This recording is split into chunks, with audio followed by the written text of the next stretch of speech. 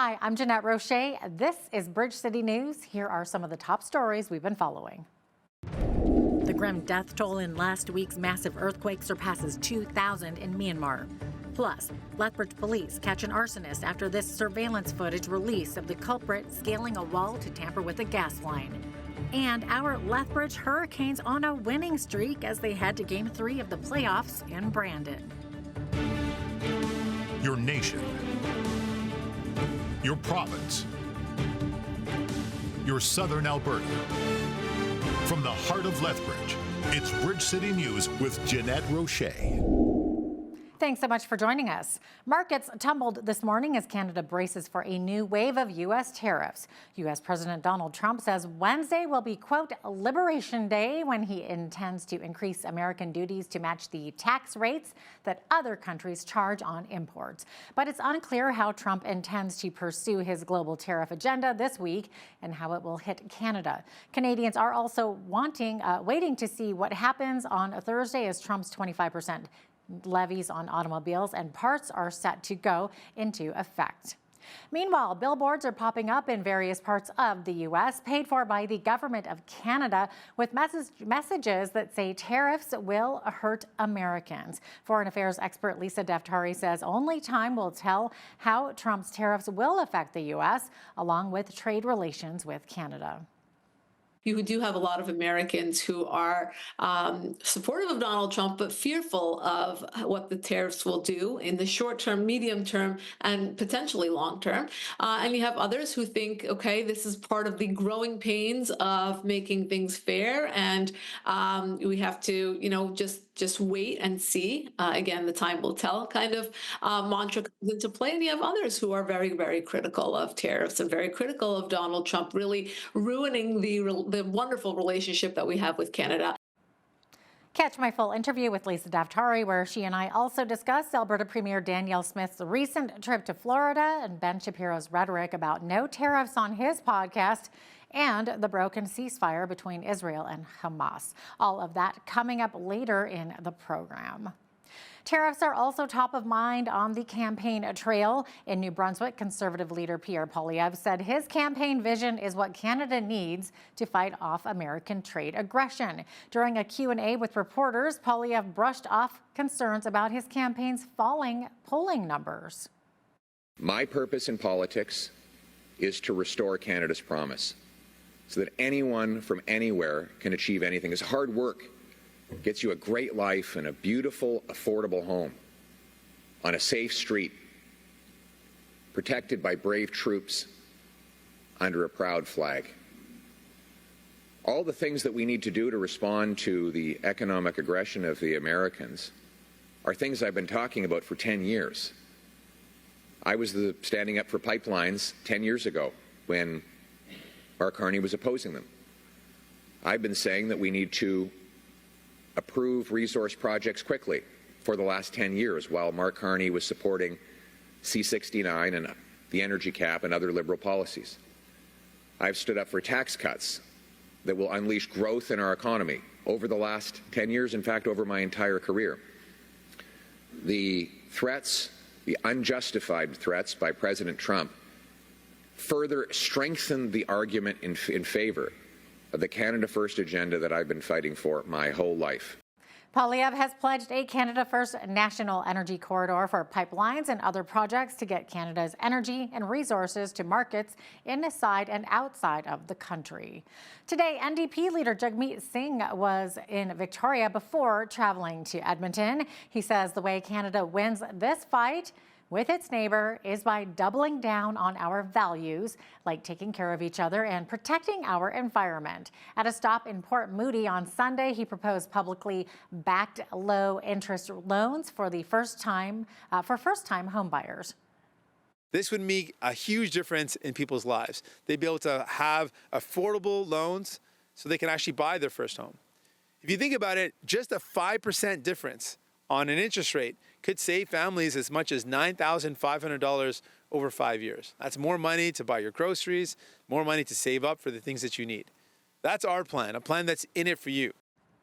Meantime, Liberal leader Mark Carney sung a similar tune. He promised Monday to get the federal government back into the business of home building. He promised a Carney government would create a new entity, Build Canada Homes, to act as a developer on housing projects and provide more than $25 billion in financing to innovative builders of prefabricated homes.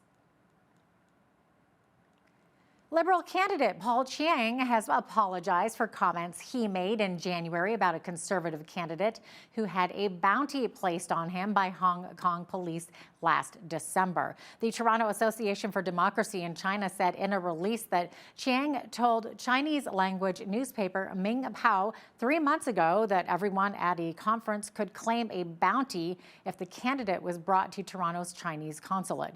Conservative candidate for Don Valley North, Joe Tay, is among 6 overseas activists targeted by Hong Kong police, which in December announced a bounty of $180,000 for information leading to his arrest.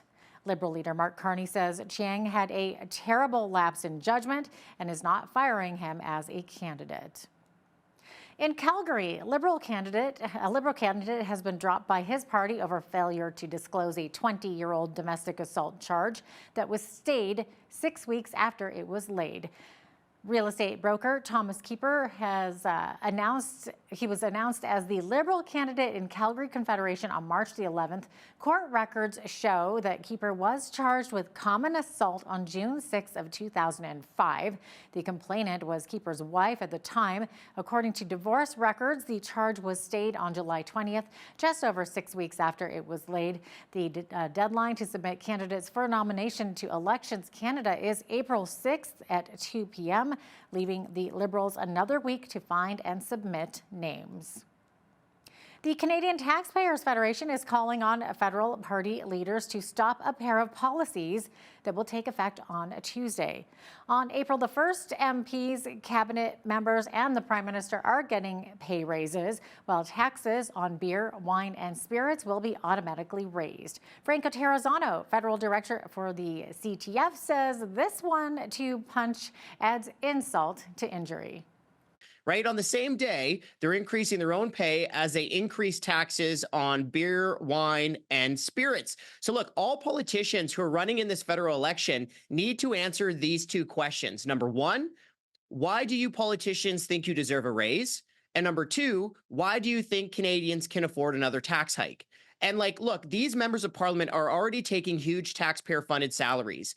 The raise on April 1 will range between an extra $6,200 for a backbench member of parliament, all the way up to an extra $12,400 for the prime minister. So after the raise, you're looking at an annual salary for a backbencher that's about $209,000, right? That's about 3 times more than what the average Canadian worker makes in a year. A minister's salary will be close to $309,000, and the prime minister's salary will be just shy of $420,000. The alcohol escalator automatically increases excise taxes on beer, wine, and spirits every year on April 1st without a vote in Parliament. That tax has cost taxpayers more than $900 million since it was imposed in 2017, according to Beer Canada estimates. More than 350,000 Ontarians were without power after a weekend ice storm. Most of the outages were in cottage country, but tens of thousands of customers between the eastern edge of the Greater Toronto Area and Kingston, Ontario, also lost power overnight. The storm is moving east, threatening parts of Quebec, New Brunswick, and Prince Edward Island. Authorities in Myanmar say the grim death toll in last week's massive earthquake has passed over 2,000. An activist group says the 7.7 magnitude quake killed several hundred Muslims praying at mosques during Ramadan and 270 Buddhist monks crushed by a collapsing monastery. Aid groups are also warning that the quake could exacerbate hunger and disease outbreaks. Just horrible. In local news, Lethbridge police responded to a high-risk incident on Monday at a residence along the 5th Avenue North near Emmanuel Christian Elementary School. Little is clear at the moment, but BCN on the scene captured what appeared to be police confronting a woman at 2139 5th Avenue North. In the video, her hand appears bloodied and was shouting obscenities to police out of a broken window of a residence. A dozen police vehicles on the scene blocked off the road and advised the public to stay away from the area. Emmanuel Christian Elementary was also put on lockdown at the time. It's unclear what factors are behind this incident. BCN will provide the updates whenever they become available. Lethbridge police have charged a 24-year-old man in connection with a pedestrian collision that resulted in serious injuries of 2 youths who were crossing the street near Catholic Central High School last week. On March 25th at approximately 7:45 a.m., that is, police responded to the pedestrian collision along the 1700 block of 3rd Avenue South. Investigators determined an SUV was traveling eastbound along 3rd Avenue South when it struck the 2 17-year-olds crossing in the crosswalk at 17th Street South. Both victims were taken to hospital. One sustained minor injuries and the other was admitted to the hospital with significant injuries but is expected to recover. Police say that while sun glare is believed to be a factor, after numerous witness interviews and a review of video surveillance, it is determined that the crosswalk lights had been activated while the boys were crossing and other vehicles had stopped for them. Landon Eric Villou, 24, of Lethbridge, is charged with careless driving and failing to yield to a pedestrian in a crosswalk and will appear in court on June the 10th. One of Lethbridge's downtown historic buildings was targeted by an arsonist over the weekend. The Acadia building in the 600 block of 3rd Avenue South was set on fire around 2 in the morning on Saturday, March 29th. Now, in this footage taken from a video surveillance camera at the property, you can see the suspect come around the corner and he appears to activate an outside light as he begins to climb up the back stairs. In another clip, he lays down on the stairway and he actually looks right up at the camera. And then finally, watch how he scales the walls from the stairs to get onto the roof area there.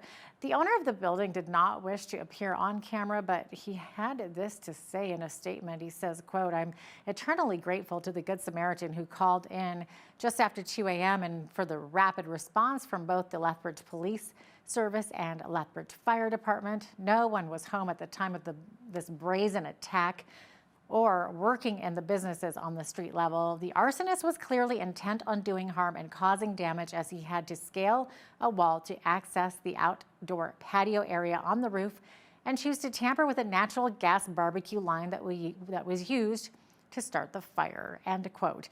No one was injured in the fire, but multiple fire units did attend and extinguished that fire, which caused extensive damage to the building. And according to the owner, smoke and water damage impacted the businesses on the street level as well. Police also noted evidence of an attempted break-in to one of the units. However, entry was not gained. Around 9:30 on Saturday morning, police located the man in the video and he was arrested without incident. Tommy Lee Dayrider, 37, of Lethbridge, is charged with arson to property, a disregard for human life, attempted house breaking, and possession of a controlled substance of fentanyl. He is scheduled to appear in court on April the 2nd. Well, it might not feel like it this week, but spring is here, and that means the season of yard waste collection is also beginning. Along with it, the community should follow the instructions and hours for disposing of cut branches and leaves. The city's residential yard waste sites will open this Tuesday, April 1st. The West, South, and North depots will be open 7 days a week from 9 a.m. till 7 p.m. James Nichols, Waste and Environment Collections Manager with the City of Lethbridge, gives some recommendations. We do ask that residents come with paper bags, preferably at those sites, to dispose of any of that excess yard waste material as we hopefully get into our springtime here. As typical fashion, Southern Alberta always throws us a curveball or two. A couple items that we want to recommend, make sure that we're not bringing mixed loads to the sites. So again, if you have branches, make sure that they're coming no more than 6 feet in length or 8 inches in diameter. Ensure that the leaves or any other items, pumpkins, fallen fruits that have gone, they are brought separate in those paper bags. So if you're cleaning up your backyard, trimming up some of those trees here as we get into spring, yard waste sites are the perfect place to bring those materials. Nichols also says the city's yearly giveaway of free compost is going to happen this Saturday at the downtown library from 1 p.m. until 4 p.m. Well, Dutch elm disease season is also here. And to prevent elm species in Alberta and Lethbridge from being affected by this disease, the community is reminded of the annual elm pruning ban during April and September. Anna Larney, urban forestry technician with the City of Lethbridge, explains that these insects transmit harmful fungi that can cause the death of a large elm tree in a single season. Dutch elm disease is a really detrimental invasive disease that was introduced to North America in the early 1900s, and we're so fortunate that it hasn't reached Alberta in any serious capacity yet. Open wounds on elm trees release a pheromone that attracts elm bark beetles. These are the insects that carry the fungus called Dutch elm disease. There are about 5,700 public elm trees. The area around the hospital and Gyro Park, all those big, beautiful trees that make the canopies over the streets are elm trees. So some of the first symptoms that present themselves are big branches having the leaves wilting, turning yellow, and then eventually falling off. Don't move firewood. That's the huge thing. That's how we think Dutch elm disease came to Lethbridge in 2020 with those 2 cases. So many people were camping that year because of the pandemic, and so moving firewood more than just a few kilometers is a huge vector for transportation of insects and disease. That's how a lot of invasive species move around. If you have an elm tree and suspect that it could be diseased, you are welcome to call 311. And since we're on the topic of spring, it's almost a road tripping season. And our city's new marketing campaign, Experience Lethbridge Longer, is an initiative implemented by Lethbridge Lodging. And it seeks to boost travel to Lethbridge and extend the length of the stay in the community. Shilpa Stalker, project manager for the Lethbridge Lodging Association, says this initiative will attract visitors and showcase the experience that makes Lethbridge unique while supporting local businesses. I want to share some good news. The Alberta Hotel and Lodging Association reported that in the 12 months ending in 2024, hotel occupancy in Lethbridge increased by 8.6% over the same period in 2023. This is the highest increase in Alberta. The Lethbridge Lodging Association intends to continue its excellent work and increase visitation even more while benefiting the local economy through this marketing campaign. The potential tariffs from the United States present a unique opportunity for us to attract visitors from Alberta, British Columbia, and Saskatchewan who are looking for unique experiences, and the value of the Canadian dollar will help us attract people from Montana. The key points of the campaign are that visitors will receive green fees and gift cards to use at the Paradise Country Club and concert packages, among other items. In sports, the WHL's Lethbridge Hurricanes got off to a hot start in their first round matchups against the Brandon Wheat Kings. The Hurricanes played host to Brandon at the visitlethbridge.com arena for games 1 and 2 over the past weekend. BCN's Landon Hickok has more.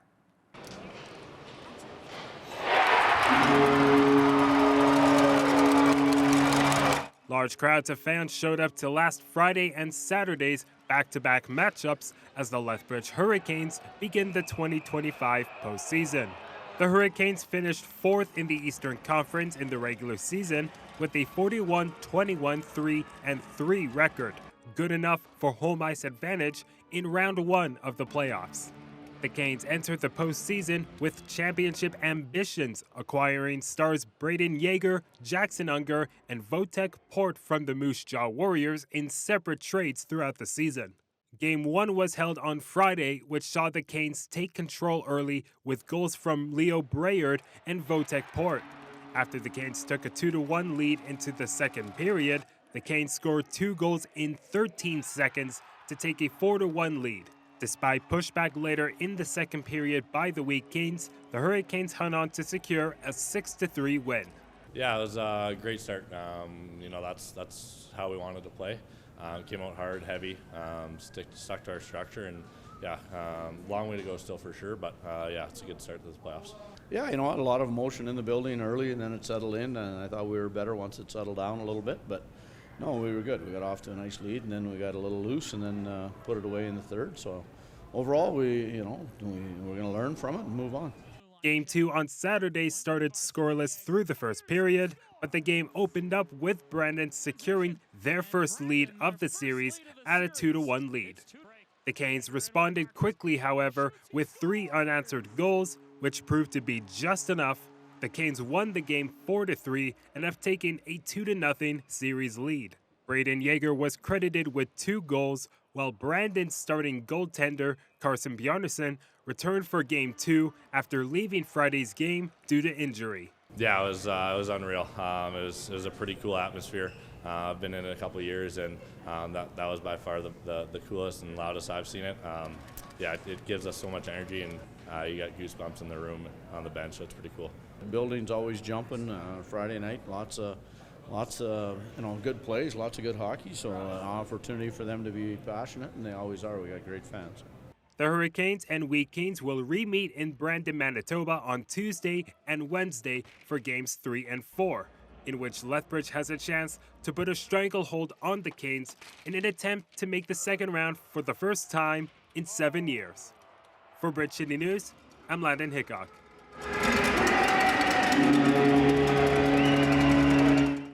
In Lethbridge, we saw a mostly overcast day on this last day of March, but not bad temperature-wise as we reached our daytime high of 5 degrees. But March is about to go out like a lion as more snow is on the way. I will be right back with the full forecast.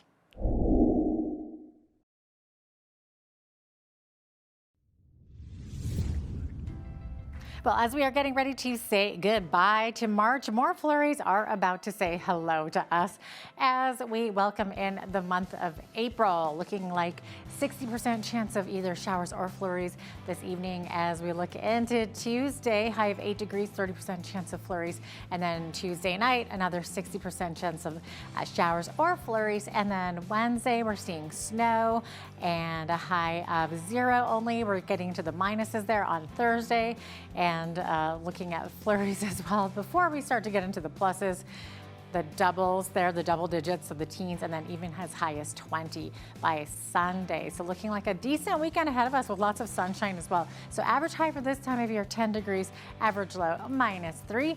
21 was the record high on this day. That happened back in 1964. And in 1936, we saw the record low on this day, which was -22. 7-11, that's when the sun rose this morning and sunset this evening just after 8 o'clock, looking at 8:01 this evening. So that means 12 hours and 50 minutes of daylight today. So getting so close to that 13-hour mark. On the west coast tomorrow, Victoria sitting at 12 degrees, high of 12. Also in Vancouver, could see some early morning showers there.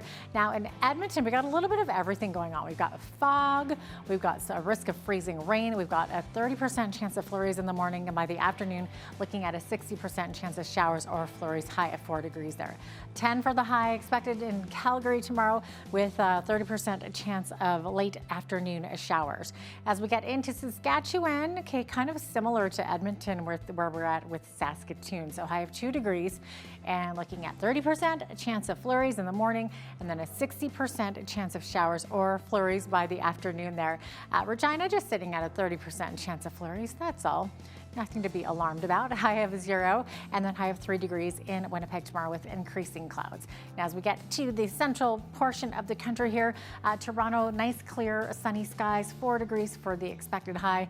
Ottawa clearing skies with a high of 2 degrees, but under a special weather statement, they could see more of that ice accumulation by midweek, 2 to 5 millimeters, as we could see some risk of freezing rain, just like I forecasted on Friday with those ice storms. And look what happened. We had power outages there and tree branches falling because of that ice accumulation. That could keep happening midweek there. Clear skies tomorrow in Montreal, expecting to be a high of 5 degrees. As we look to Atlantic Canada, we are seeing a whole lot more of precipitation. So 5 to 10 millimeters of rain expected in Fredericton, high of 7 degrees. Halifax under a rainfall warning, could expect 20 to 30 millimeters of rainfall there, high of 12. 10 degrees for the expected high tomorrow in Charlottetown, expecting 5 millimeters of rain and 2 to 4 millimeters in St. John's with a high of 11 degrees. So there you have it. That is your forecast. Ontario Judge Justice Peter Osborne has rejected the restructuring agreement proposed by the Hudson's Bay Company, which may allow lenders to push the company into receivership. The agreement sought to increase power over the company's creditor protection process to the retailer's senior secured lenders. They also looked to impose a weekly budget on the company, which they'd regularly report to the lenders. Hudson's Bay began seeking creditor protection on March 7th once it admitted that it owed nearly $1 billion in debts to various creditors. Now here's a look at today's markets. The TSX was up 158 points on the day to finish at 24,917. The Dow was up 417 points to 42,001. The S&P 500 was up 30 points to 5611, and the Nasdaq was down 23 points to finish at 17,299. West Texas Intermediate oil was down 61 cents to 58.72 US per barrel. Natural gas was up 67 cents to 4.13 US. Gold was up 39.75 to 31.2410 US an ounce, and silver was down a cent to 34.08 US an ounce. Feed wheat is at $8.57 per bushel, barley is at $6.64, canola is at $13.83, and corn is at $8 per bushel. Taking a look at the April contracts for livestock, live cattle were down $1.03 to $207.80. Feeder cattle were down 48 cents to $286.45. Lean hogs were up $1.02 to $87.72. And the Canadian dollar was even over the last 24 hours and currently sits at 69.50 US.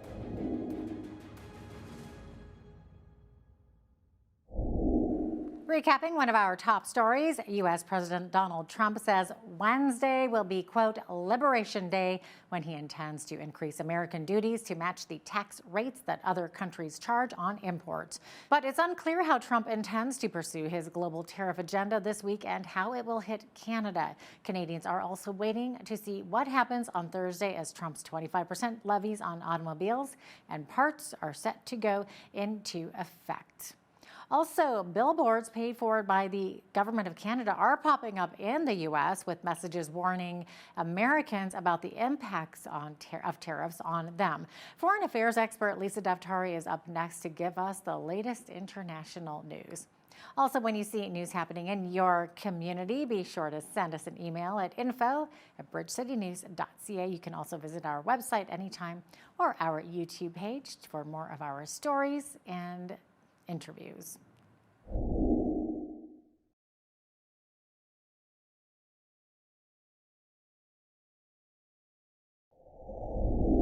A day President Donald Trump has dubbed Liberation Day is right around the corner. That's when the majority of tariffs go into effect. Also, protests raging throughout Turkey and so much more. Here to discuss it all is our foreign affairs contributor, Lisa Daftari, the editor of the Foreign Desk, joining me from Los Angeles. Hello, Lisa. Oh, great to be with you. Awesome to have you with us as well. Okay, so Lisa, as I said, April 2nd, President Trump has dubbed Liberation Day because the U.S. tariffs go into place. And I did hear the White House secretary saying last week that it's finally a day that America will stop allowing other nations, friend or foe, to rip off the United States. So, Lisa, what is the American perspective on this? Is it really the Liberation Day, or do people realize it's going to hurt Americans too? Is it kind of split? It is split, and it's all over the place. Look, the foundation and the idea behind this is obviously clear. This is something that Donald Trump, even before he even thought about being in political life in the 90s, I remember seeing him all over cable television and even local New York news channels talking about how America gets ripped off, that we pay way above our fair share, and other nations need to pay up. So we know that that's where he's coming from. Now, will tariffs work in the long run? You hear a lot of economists talking about how the idea behind it is good, but the implementation of tariffs have never gotten the results that he is looking for in this scenario. So obviously, and I hate to use the cliche, time will tell, because that is where we are right now, but you do have a lot of Americans who are supportive of Donald Trump, but fearful of what the tariffs will do in the short term, medium term, and potentially long term. And you have others who think, okay, this is part of the growing pains of making things fair, and we have to, just wait and see. Again, the time will tell kind of mantra comes into play. And you have others who are very, very critical of tariffs and very critical of Donald Trump really ruining the wonderful relationship that we have with Canada. The others really, the majority of people I actually speak to, regardless of whether they are for or against tariffs, do believe that that relationship is just such a natural and ironclad relationship between the Canadians and Americans that it will always go back to what it was, even though it is experiencing the current strains that it is. Yeah, I know. It's almost like, why did he have to rock the boat? The relationship was so strong. And it's interesting that you say that he was been talking about this since the 90s. Why didn't he do this in his first term? It's so interesting. He gets in and right away it's this, but he had 4 years before to do that. Not that we wanted to see that happen, but you're right. I think that like short term, it's going to just really, really send a ripple throughout the United States, Canada, everywhere, but maybe in the long run. But I feel like it would take years and years for those manufacturing plants to start actually taking fruition. And last week, we had the Alberta Premier. She was back in Florida. Highly criticized, by the way, on this side of the border for her doing this. But she wanted to go there to speak to Republicans about tariffs and how they're not necessarily great for American businesses. And she says she saw billboards down there in Florida saying that tariffs hurt Americans, and she was pleased by that. So she also accompanied podcaster Ben Shapiro to a fundraiser at PragerU. And then she said Shapiro was discussing tariffs on his podcast and saying they're not necessarily such a great thing either. So did you catch his podcast? What's he saying? No, I actually didn't see this specific podcast. I do listen to Ben Shapiro here and there. He's a friend and colleague, and of course PragerU as well. I love all those folks down there. They do great work. So if they're talking about this, I'm glad that the Republicans are able to have this very civil discourse in the party, and I think that that's really what makes America America. And I think the Canadians do this as well, where there's, hopefully we can work towards a place where we may not agree on everything that Donald Trump does or everything that the Democrats do. But when they're in office, we have to do what's best for the country. And right now, I think, Donald Trump may be alone on this, but look, he's also an out of the box politician. This is not something we have had before. And to your point about why hasn't he done this before, in his first term, he did do many things to show that this is his ideology, meaning pulling out of the UN Security Council or,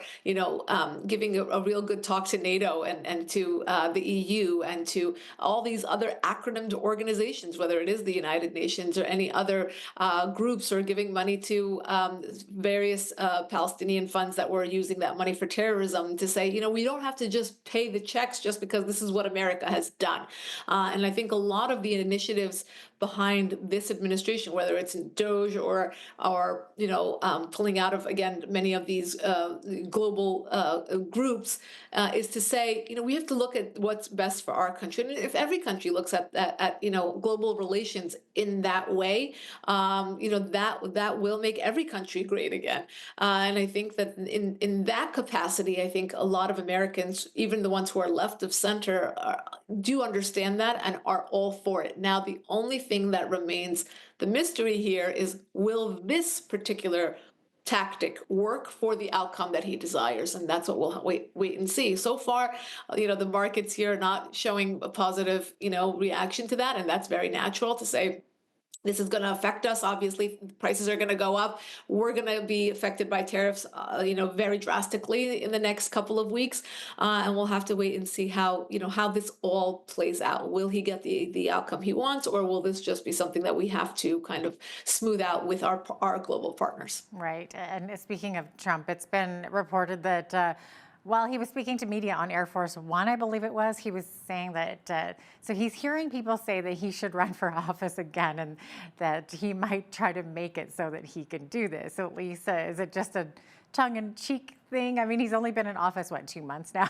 So do you think he's really going to try to change things? I believe, what is it, the Constitution he'd have to change? Or is it just a bit of an off-the-cuff comment that the media is sort of running with? Maybe a bit of both. It's a bit distracting right now to have this conversation, only because, and the reason I say this is because, just as someone who observes politics, when the opposition, when there's a percentage of this country that, a majority wanted him to win, that's why he won the election, and there's those who did not want him to win, and then there's within that group of people, there's the fringe that have derangement syndrome and they hate him, and he has, there's very strong opposition against him, is what I mean. So when they're talking about you being, an anarchist and, kind of changing the Constitution and going against the Constitution and being, anti-American, which is all, all the very harsh criticism that there is out there, it's not the right time to say that I'm going to alter what the laws of this country to stay in power. Yeah. That's what dictators do. So we don't want to really have that conversation right now. We want to focus on all the good that he can do and has done and will continue to do, hopefully. And I want to remind people, he's only been in office since January 20th, and all the things that they have been able to accomplish both domestically and globally. And I think that's what he should focus on. Mm-hmm. Okay, so Lisa, FBI Director Kash Patel told lawmakers on Wednesday that U.S. adversaries such as China and Russia have started to target the northern U.S. border with Canada. So he's saying that this is because of, quote, effective resolution at the southern border with Mexico. And that shift has been aided by deployments of thousands of U.S. military troops to the border who have assisted CBP agents with everything from reinforcing barriers to surveillance of potential illegal crossers. So could we see the same at the Canada-U.S. border? Different. But yes, same in the sense that we do need a focused strategy for the northern border. Again, it speaks to the fact that Canada and the United States have to be on good terms. They must be on good terms. We have to fight these common adversaries and threats together. Seeing this report, Jeanette, was kind of surprising to me because we have known this all along.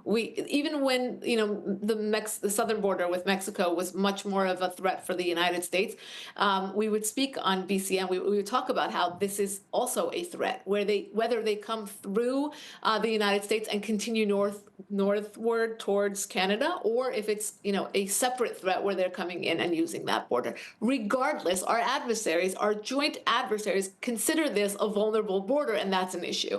And we've talked about this on your program. So I know that the Canadians know about it. I know that those who are savvy and politically, aware understand that in the United States. Now the question becomes, what do we do about it? And that's where we work together to make sure that there is law enforcement presence on both sides of the border, that we understand that this is being used by adversaries, and then we try to, basically we harden this soft target, and that's exactly. And this report hopefully will bring more attention to the fact that this needs to become a priority. Okay.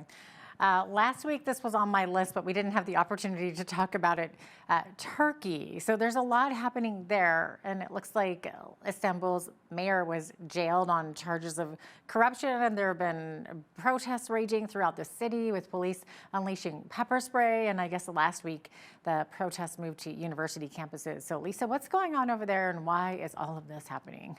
Yeah, this is the start of most political movements we see around the world, where there is some sort of impetus, in this case being the mayor of Istanbul taken in on what many consider trumped up charges. People come onto the streets to protest that, and then it becomes a much larger protest against the government. You see people holding up signs of Atatürk. Atatürk was a Turkish leader who modernized Turkey, was very much a nationalist, someone who believed in Turkish pride and secular Turkish pride and democratic Turkish country that allowed women to have freedoms, to move away from the political Islam and to just have a secular country.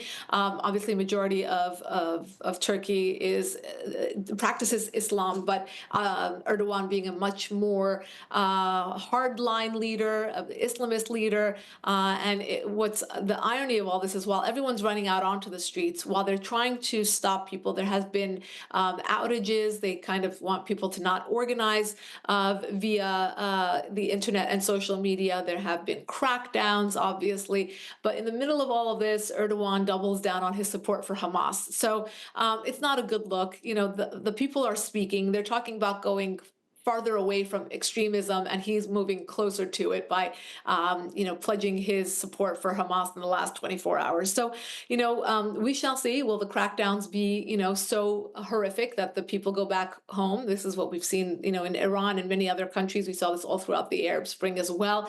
But the people of the Middle East are speaking out. I think Turkey is a very interesting country because the government has been basically playing both sides. They are Islamists, but they also want to be NATO. They also want to be close to the West. They want to have trading partners with the West, but at the same time, look at what the people want. This is not what they want. And we'll see if they can quiet down the masses or if these protests will in fact continue. It's a historic moment for Turkey for sure. Yeah, you mentioned Hamas in there. So Israel's military issued evacuation orders on Monday for most of Rafah and suggested it may soon launch another ground operation in the city after its ceasefire with Hamas ended. So what's the latest there, Lisa? Right. So I want to just bring everyone up to date. The ceasefire ended because Hamas would not release any more hostages and wasn't agreeing to an extension or a new ceasefire agreement. So Israel went back to resuming its war. And I want to remind everyone there's two priorities for Israel in this war. Number one is to get the hostages back and get as many alive back as possible. And number two, to diminish the threat, or if not to decimate Hamas completely as a complete, existential threat to Israel, along with Hezbollah and all these other terror organizations that it's fighting on its multiple fronts. So in this case, we're seeing that Israel will be continuing its military fight against Hamas and issuing evacuation orders. This is something that you're not hearing on the mainstream media. All you hear about is how Israel broke the ceasefire, how Israel is killing Palestinians. Look, this is a war. That is for sure. This is a war. There are casualties, but to really misrepresent the facts of the actual war is irresponsible journalism, and we're seeing that everywhere. It's rampant, and the biggest of media platforms are doing that. So thank you for bringing this up and to really actually talk about the evacuations to get people. I mean, what country is fighting its enemy and then issues evacuation orders or goes through door to door or makes calls or gives out flyers to evacuate areas to minimize the civilian casualties? That usually doesn't happen in war. I mean, this is, all the biggest war experts have talked about this. So yes, now this is the second part of this will be Rafah, just like we saw in the aftermath of October 7th. I also want to remind people, how long have we been in this war? I mean, since October 7th of 2023, and we still have hostages in custody, in Hamas custody, including Americans. So, it's not to be believed that this is the way that they're doing it. I know there's a new report that came out today by the UK. This is the most robust report, over 300 pages, really detailing all the horrific acts from a 91-year-old Holocaust survivor to a 14-day-old baby that were killed on that day, including more than 1,000 others, and hostages taken, all civilians. I mean, really horrific stuff. This is makes movies about terrorism and shows like Fauda and Homeland in Tehran makes them look really like child's play in comparison to the real actions and horrific barbarism of Hamas. Yeah, all right there. It looks like we're out of time here, Lisa, but I appreciate once again having you on as always. Thank you so much for having me, Jeanette.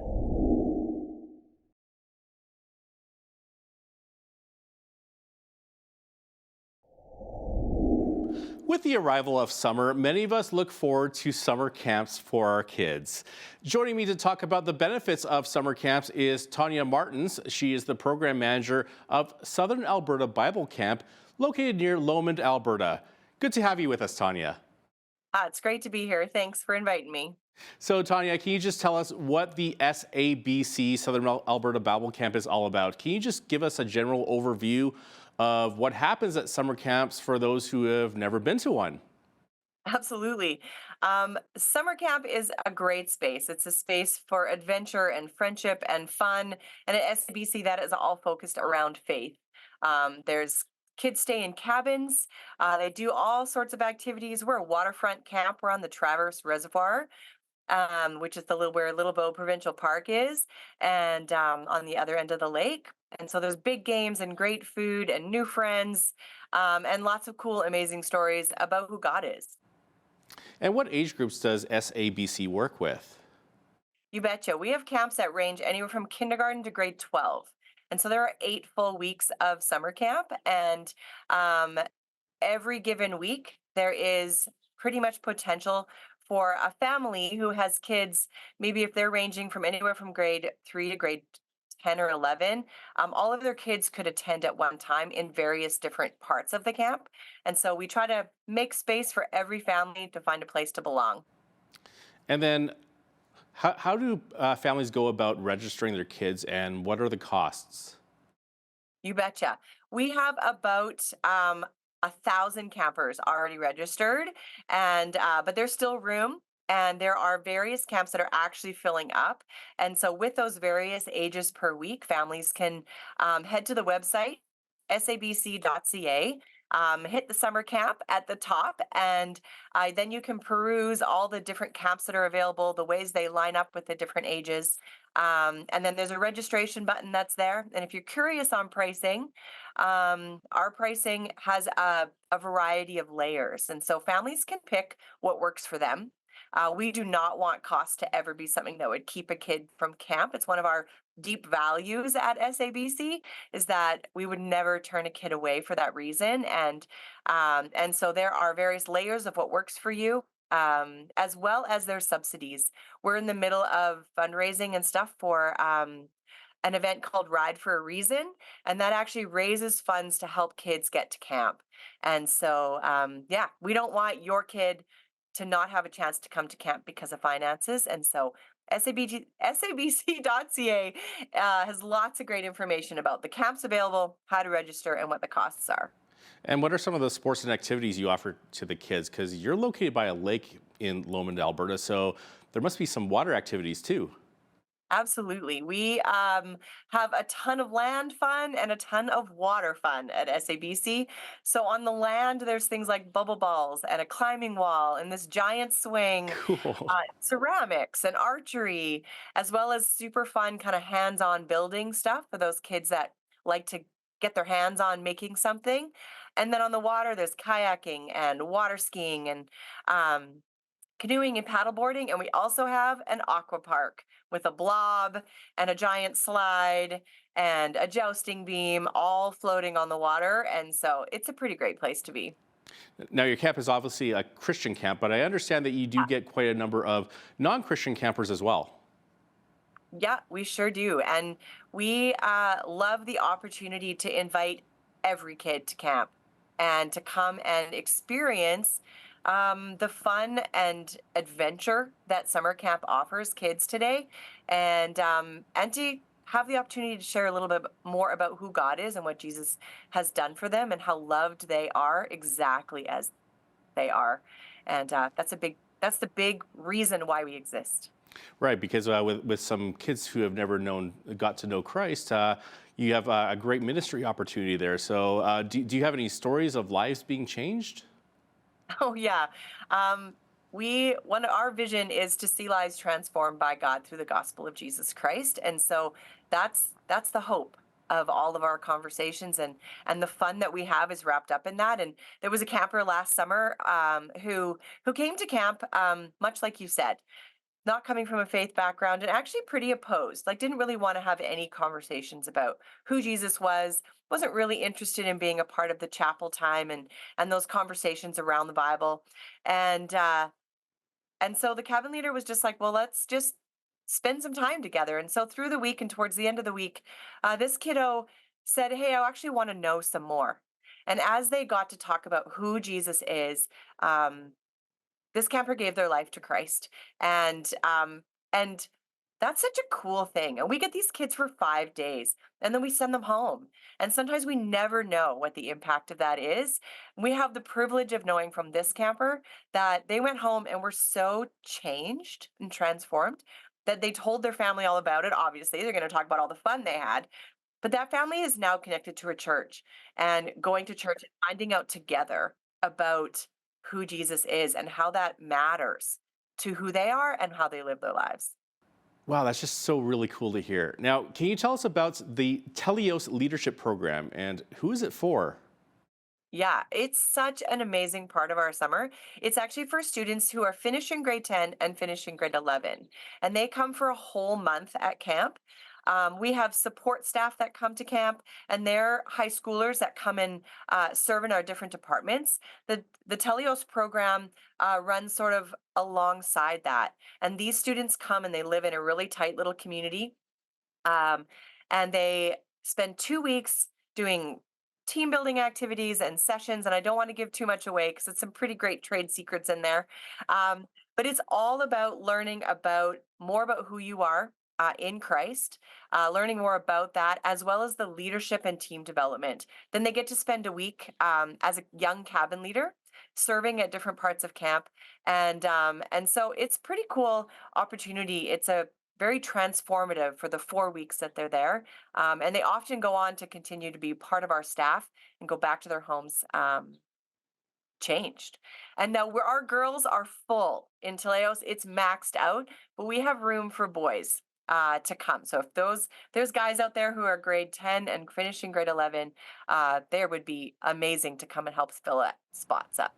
So it sounds like lives are being changed after attending camp. But other than spiritual growth, what are some of the other benefits of summer camp? Do you find that the kids become a bit more independent and mature? Yeah, it's really quite amazing. The opportunity for families and kids to come to camp and have that experience.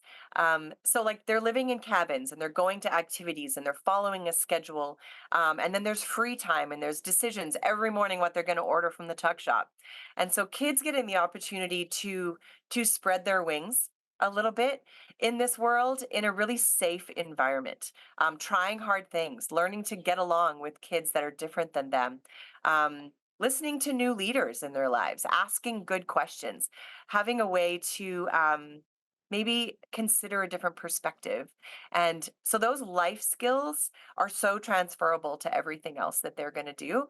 And to get to partner with parents in that way and help them grow up their kids a little bit and to send them home in a way that helps those families grow together is yeah, there's such a ton of different ways that kids can benefit from camp. Even just being outside for a week, unplugged from phones and technology and just playing as a kid is foundationally beneficial to the kids of today. And as adults, we often forget how tough it is to be a young person these days. And when kids are at camp, you may encounter like kids dealing with issues of bullying or some abuse or some negative influences. How is that dealt with, and like how does that when it comes out at camp? Yeah, that's a good question. Um, when kids are struggling with those things, it can come out in a lot of different ways. And then in particular when they're putting together a brand new or new can be stressful for kids too, right? So camp can feel a little bit stressful for kids. And if they are walking with some of that anxiety or self-esteem challenges or things like you said that are happening at home and they come to camp, um, it can come out in a way where they are really shy and struggle to connect. Or they might act out and be resistant to some of the fun that's there. And we do a bunch of training with our cabin leaders. We have layers and layers of staff that are trained to befriend these kids and invite them in and to be curious about their story. And yeah, and there's a trajectory of when we hear a hard story or we're walking with something that's challenging, two kids not getting along, as simple as that.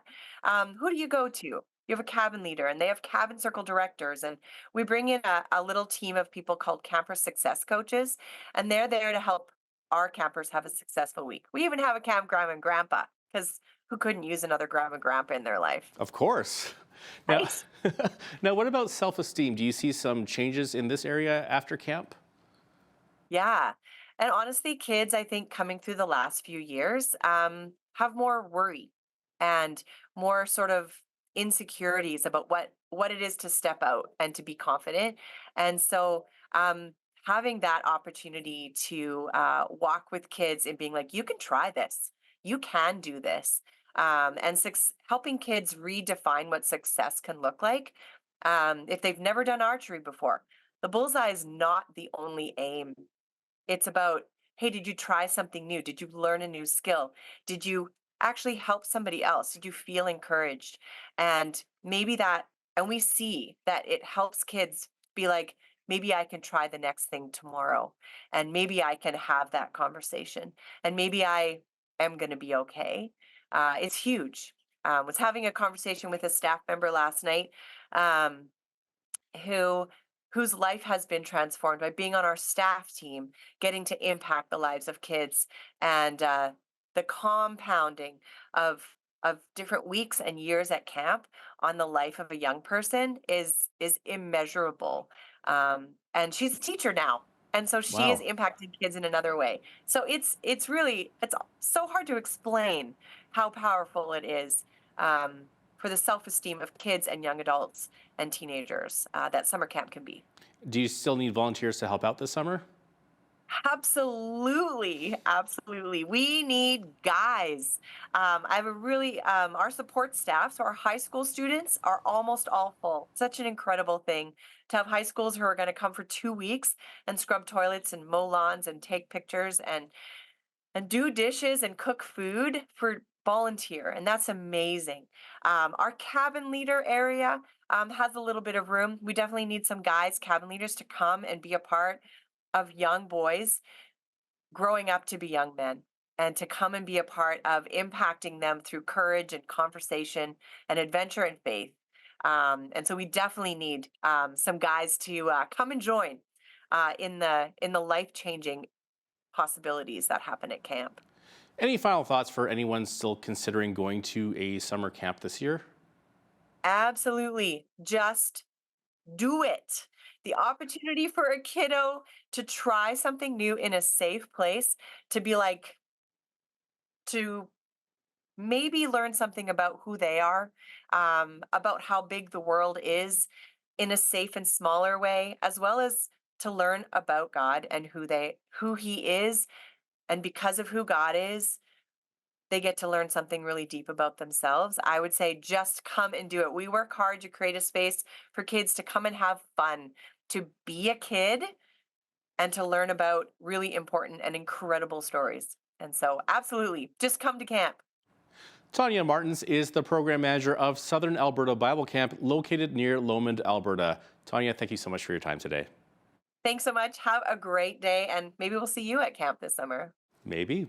I'm Naveen Day. On behalf of all of us here at Bridge City News, thanks for watching.